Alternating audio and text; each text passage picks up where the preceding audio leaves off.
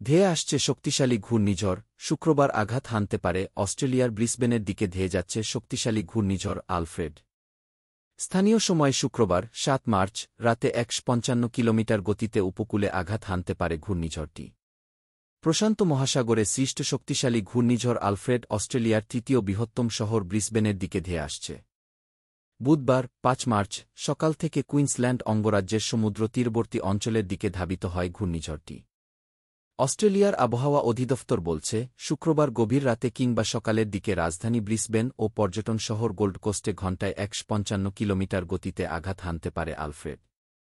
ঘূর্ণিঝড়ের প্রভাবে ব্রিসবেন শহরে ঝড়ো বৃষ্টি ও দমকা হাওয়া বয়ে যাচ্ছে। এতে জনজীবন বিপর্যস্ত হয়ে পড়েছে।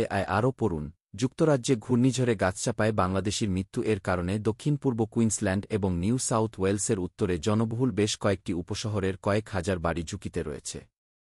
সমুদ্র উপকূলীয় শহরের অসংখ্য বাসিন্দা বিদ্যুৎ বিচ্ছিন্ন হয়ে পড়তে পারেন বলে আশঙ্কা করা হচ্ছে।